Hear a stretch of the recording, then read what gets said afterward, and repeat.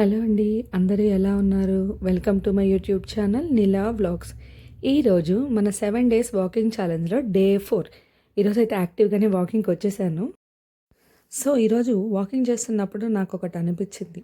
ఇలా 7 days walking challenge పెట్టాను కాబట్టి ఇదే ఫస్ట్ టైం వాకింగ్కి వస్తున్నా అనుకున్నారా? అలా ఏం లేదండి. నేను జనరల్గా వాకింగ్కి రెగ్యులర్గానే వెళ్తాను. కాకపోతే వీక్కి 7 డేస్ ఉంటే 7 డేస్ వెళ్ళేదాన్ని కాదు. ఏదో ఒక రోజు ఏదో ఒక రీజన్ వల్ల వర్క్ ఉందనో, నీరసంగా ఉందనో, లేదంటే అలా ఇలా అని చెప్పి స్కిప్ చేసేదాన్ని. కానీ ఒక పాయింట్ ఆఫ్ టైం తర్వాత నేను రియలైజ్ అయింది ఏంటంటే, కన్సిస్టెన్సీ అనేది చాలా ఇంపార్టెంట్. ప్రతి విషయంలోనూ కన్సిస్టెన్సీ చాలా ఇంపార్టెంట్ అనేది అర్థం చేసుకున్నాను. బట్ నాకు ఇంపార్టెంట్ అయిన వాటిలో ఫస్ట్ ఇంప్లిమెంట్ చేద్దాము అనేసి స్టార్ట్ చేశాను.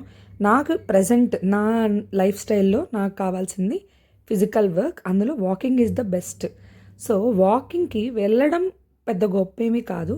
రెగ్యులర్గా వెళ్ళాలి, డైలీ వెళ్ళాలి. 7 డేస్ అంటే 7 డేస్ వెళ్ళాల్సిందే.